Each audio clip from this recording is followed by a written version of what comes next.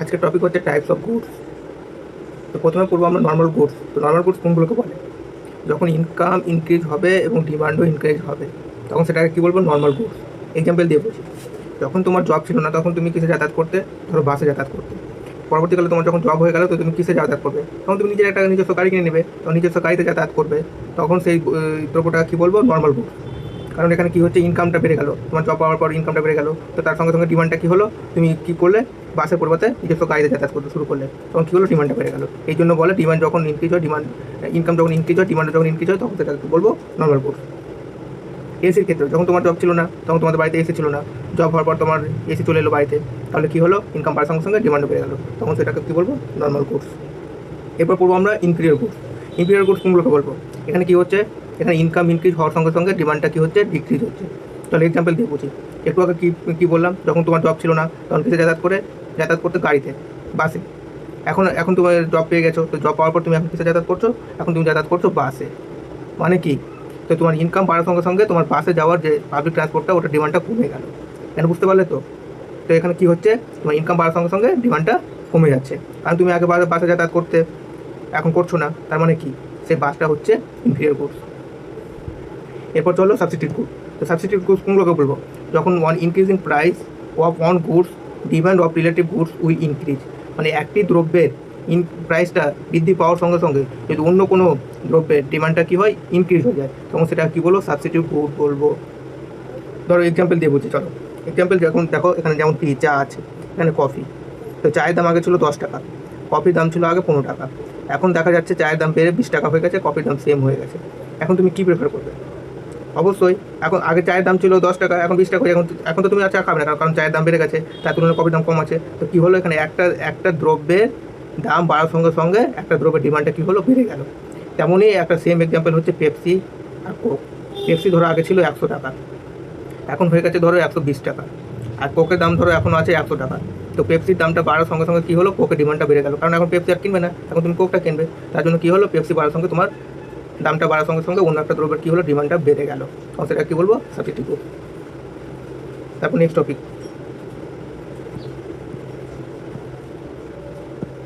এখানে কী আছে? Complementary goods. তো কমপ্লিমেন্টারি গুডস কোনগুলোকে বলবো? যখন দেখবো on increasing price of one goods demand of relative goods will decrease. এখানে কী হচ্ছে, এখানে একটা দ্রব্যের যে দাম বৃদ্ধি হওয়ার সঙ্গে সঙ্গে অন্য একটি দ্রব্যের ডিমান্ডটা কি কমে যাচ্ছে। এর আগেটাতে কী হচ্ছিলো? ডিমান্ড মানে প্রাইসটা ইনক্রিজ হওয়ার সঙ্গে সঙ্গে ডিমান্ডটা ইনক্রিজ হচ্ছিলো, কিন্তু এখানে কী হচ্ছে, মানে এখানে কী হচ্ছে, এখানে হচ্ছে কি প্রাইসটা ইনক্রিজ হওয়ার সঙ্গে সঙ্গে ডিমান্ডটা কমে যাচ্ছে। ধরো আগে আগে আগে বাটার কিনছিলে, তো এখন বাটারের দাম বেড়ে গেছে। আগে বাটারের সঙ্গে সঙ্গে বাটার আর ব্রেডের মধ্যে কী সম্পর্ক বলো? বাটারের সঙ্গে সঙ্গে তুমি ব্রেডও খাও, ব্রেডটা কি বাটার দিয়ে তো খাও। তার জন্য বলছি কি, বাটারটা ধরো দাম বেড়ে গেল, এখন বাটারটার দাম বেড়ে গেল, বাটারটার দাম বেড়ে যাওয়ার সঙ্গে সঙ্গে এখন তুমি ব্রেডটা এখন কিনবে না। আগে বাটারটার দাম কম ছিল বলে ব্রেডটাও কিনতে, এখন বাটার দাম বেড়ে গেছে, তার জন্য কি ব্রেডের ডিমান্ডটা কমে গেল। এই জন্য বলছি ব্রেড আর বাটারের কী সম্পর্ক? এটা কমপ্লিমেন্টারি সম্পর্ক। কী মানে কী বোঝাচ্ছে? কারণ একটা দ্রব্য তোমার দাম বাড়ার সঙ্গে সঙ্গে অন্য একটা দ্রব্যের অটোমেটিক ডিমান্ডটা কমে গেল, তখন সেক্ষেত্রে কী বলবো? সেটাকে কমপ্লিমেন্টারি গুড বলবো। তারপর কী করবো? তারপর বলবো ভেভলেন গুড। ভেভলেন গুডস কোনগুলোকে বলবো? Society status goods very expensive. মানে কী বোঝাচ্ছে? তোমার স্ট্যাটাস মেনটেন করার জন্য যেগুলো গুডস আমরা ব্যবহার করি, ধরো রোলস রয়েলসের দাম যতই দাম বাড়ুক না কেন, কিন্তু যারা কেনার ঠিক কিনবে, যেমন আদানি আম্বানি, এরা কি রোলস রয়েসের যত দাম বাড়ুক কিন্তু এরা কিনতে থাকবে। এখানে কী হচ্ছে বলো তো? এখানে violate the law of demand. Demand কী বোঝায়? ডিমান্ড মানে বোঝায় তোমার প্রফিট বাড়লে ডিমান্ড কমবে, প্রাইস বাড়লে ডিমান্ড কমবে। ধরো বাজারে আজকে আলুর দাম হচ্ছে তোমার 10 টাকা পার কেজি, এখন তোমার আলুর দাম হয়ে গেছে 15 টাকা পার কেজি। তো তোমার কি ডিমান্ডটা কি কমে গেল? আগে লোক 10 টাকাতে 5 কিলো কিনছিল, এখন কী হবে? এখন তো সেক্ষেত্রে 3 কিলো কিনবে, আর তো 5 কিলো কিনবে না, তো সেক্ষেত্রে কী হলো? ডিমান্ডটা কমে গেল। এটা হচ্ছে আসল ডিমান্ডের রুলস, কিন্তু এটা ডিমান্ডের রুলসটাকে ভায়োলেট করছে। কেন? রোলস রয়েলস হচ্ছে কি তোমার একটা স্ট্যাটাস মেনটেন করছে সোসাইটিতে, তো সেটার দাম যতই বাড়ুক না কেন, কিন্তু সেটার ডিমান্ডটা কি ততই বাড়তে থাকবে, সেটার ডিমান্ড কখনো কমবে না। তো সেই গুডসগুলোকে কী বলবো? ভেভলেন গুডস। এরপর আমরা কী করবো? এরপর আমরা করবো গিফেন গুডস। তারই উল্টো।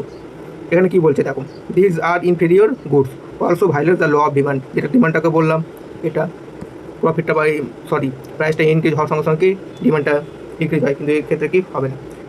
এক্ষেত্রে দেখো, যেমন পালস ডালের দাম ধরো 100 টাকা কেজি, আর মাছের দাম ধরো 60 টাকা পার কেজি, 600 টাকা পার কেজি, তো এখন ডালের দাম বেড়ে হয়ে গেছে 150 টাকা পার কেজি। তো তুমি আগে দাম যতই আগে 100 টাকা দাম ছিল, এখন 150 টাকা হয়ে গেছে, তবুও তুমি এটাকেই নেবে। কেননা কারণ এটা তোমার হচ্ছে প্রয়োজনীয় জিনিস। যেমন লবণের দাম যতই বাড়ুক তোমাকে তো কিনতেই হবে। তো সেক্ষেত্রে কী হচ্ছে, নিত্য প্রয়োজনীয় জিনিসগুলো যেগুলো দাম বেড়ে যাক না কেন, সেই জিনিসগুলো কিন্তু তোমার লাগবে, অবশ্যই প্রয়োজন। তো সেক্ষেত্রে সেগুলোকে কী বলবো, ডিপেন্ড করো। তোমার মাছের দাম তো 60 টাকা কেজি, এখনও দামটা বেশি, এর তুলনায় তো দামটা বেশি, তাই না? তার জন্য আমরা কি সেটাই কিনবো, ডাল, চাল, গম, যতই যা লাগছে আমাদের নিত্য প্রয়োজনীয় জিনিসগুলো। তো সেক্ষেত্রে কী করবো, মানে সেই জিনিসগুলো কি যতই দাম বাড়ুক না কেন সেগুলো আমাদের লাগবে। তার জন্য সেগুলো কী হচ্ছে, যতই দাম বাড়ুক না কেন ডিমান্ডটা ততই বাড়বে, কারণ সেটা তো আমাদের নিত্য প্রয়োজনীয় জিনিস। তো সেই সব দ্রব্যকে কী বলবো, ডিপেন্ড গুডস। এরপর আমরা পড়বো ফ্রি গুডস। তো ফ্রি গুডস কোনগুলোকে বলবো, যখন এখানে কী লেখা আছে, need not to pay anything, যখন কোনো দ্রব্যের জন্য আমরা কোনো কিছু পে করছি না, মানে কোনো খরচ হচ্ছে না, যেমন এয়ার, ধরো ওয়াটার, এগুলোর জন্য কি তো আমাদের কোনো পে করতে হচ্ছে না, এগুলো ফ্রি পাচ্ছি, এনভায়রনমেন্টের সঙ্গে লিঙ্ক আছে, তাহলে সেগুলো গুডসগুলোকে কী বলবো, ফ্রি গুডস। এরপর চলো বেসিক গুডস। তো বেসিক গুডস আমরা কোনগুলোকে বলবো, which itself may not have utility but other goods derive from it have that utility. মানে কী বোঝাচ্ছে এখানে, যখন কোনো ধর এক্সাম্পল দিয়ে বলছি, ধরো কটনের এখন নিজস্ব কোনো মূল্য নাই, কিন্তু সেই কটনটাকে আমরা বানিয়ে টানিয়ে যেভাবে হোক একটা ক্লোথ মানে জামা বা কাপড় কিছু জামা বানিয়ে দিলাম ধরো।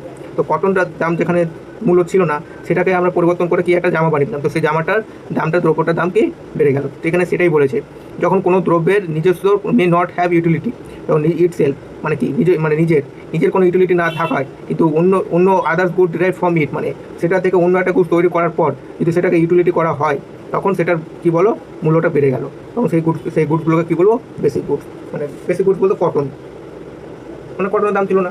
আর একটা তোমাদের উদাহরণ দিই, যেমন আলু, এই আলুটা থেকে তোমরা দেখেছো এরকম একা করে এই সস ভেজে টেজে একটু মশলা লাগিয়ে বিক্রি করে, তোমরা আশা করে দেখেছো কোনো মেলায়। তো আলুটার দাম ধরো 2 টাকা, কিন্তু এভাবে বিক্রি করলে কত বিক্রি করছে, 50 টাকা। এর মূল্যটা কি কম ছিল, কিন্তু যখন এটাকে একটু ডিজাইন করে একটু তেলে ভেজে ভালো করে মশলা দিয়ে যখন বিক্রি করছে, তখন সেটার দাম হয়ে গেলো 50 টাকা। তার মানে কী বুঝছো, যখন এটা কিছুই ছিল না, তখন এর দাম ছিল 2 টাকা, যখন এটা পরিবর্তন করে একটা ভালো খাবার তৈরি করে দিল, তখন সেটা হলো 50 টাকা। তো কী হলো, এই গুডসটাকে বলবো না বেসিক গুড। মানে এটা কোনো দ্রব্যের মূল্য ছিল না, সেটাকে পরিবর্তন করে একটা ভালো মূল্যের একটা ইউটিলিটি করে দিলাম, মানে অন্য একটা গুডসে ডিরেক্ট করে দিলাম, তখন সেটাকে বলবো বেসিক গুড। এবার ইন্টারমিডিয়েট গুডগুলোকে বলবো, দেখো incomplete goods which goes as input for further processing. মানে দেখো, যেমন সুগার আর মিল্ক দিয়ে আমরা কী তৈরি করি, ধর চা তৈরি করলাম, তো সুগার আর মিল্কটা কী বলবো, ইন্টারমিডিয়েট গুডস। মানে যে গুডস থেকে আমরা শেষে গিয়ে একটা নতুন কিছু তৈরি করলাম, যেটাকে আর নতুনভাবে প্রসেসিং করা যায় না, যেমন টি থেকে আর কিছু তৈরি করা যাবে না, লাস্ট প্রসেসিং, তখন সেটাকে বলবো কমপ্লিট গুডস।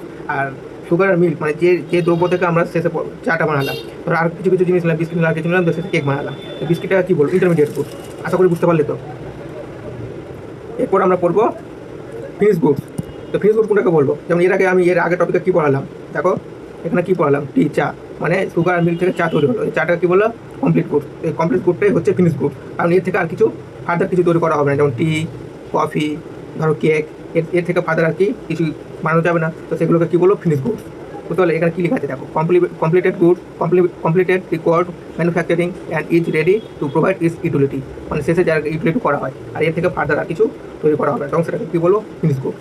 এরপর পুরো ক্যাপিটাল গুড কোনগুলোকে বলবো, use for conversion of basic goods into finish good. Basic গুডসকে যখন আমরা ফিনিশ গুডে পরিবর্তন করার জন্য মানে কনভার্সন হচ্ছে, সেই কনভার্সনটাকে কী বলবো, ক্যাপিটাল গুড। ধরো মেশিনারি,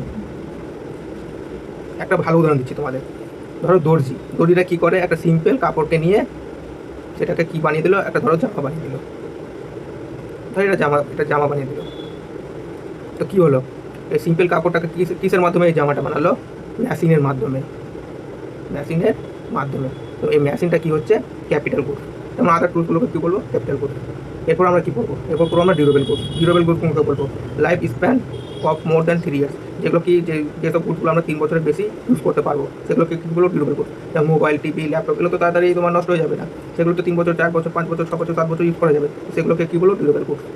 এরপর নেক্সটে কী বলবো, নন ডিউরেবল গুডস কোনগুলোকে বলবো, does not last for long, যেগুলো কি বেশিক্ষণ লাস্টিং করবে না, যেমন সোপ, সাবান কি বেশি দিন যাবে, 1 মাস খুব জোর যাবে বা 15 দিন গেল, 20 দিন গেল। ভেজিটেবল কি? ভেজিটেবল খুব জোর তোমার 2 দিন গেল, 4 দিন গেল, সেগুলো কি বেশি দিন লং লাস্টিং হবে না, সেগুলোকে কী বলবো? নন ডিউরেবল গুডস। এরপর আমরা পড়বো এক্সক্লুডেবল গুডস। এক্সক্লুডেবল গুডস কোনগুলোকে বলবো? Item or service that are not freely available, যেগুলোকে আমরা ফ্রিলিভাবে অ্যাভেলেবেল পাবো না। যেমন গোয়িং টু মুভি দেখতে গেলে কি তোমার টাকা লাগবে। ইটিং অ্যাট এ রেস্টুরেন্টে গেলে কী হবে? তোমাকে টাকা পে করে খেতে হবে। তো সেগুলো কী হচ্ছে? তোমাকে যেগুলো ফ্রিতে সার্ভিস পাবে না, যেগুলো সার্ভিসের জন্য তোমাকে টাকা পে করতে হবে, তো সেগুলোকে কী বলবো? এক্সক্লুডেবল গুডস। নন এক্সক্লুডেবল গুডস কোনগুলোকে বলবো? Anyone can consume without paying it. যেমন পাবলিক পার্কে গেলে কোনো টাকা লাগবে? কোনো টাকা লাগবে না। রোডে গেলে কোনো টাকা লাগবে না। বিচে গেলে কোনো টাকা লাগবে না। যেগুলোতে কি কোনো পে করতে হবে না, উইদাউট পেইং ইট। বুঝতে পারলে?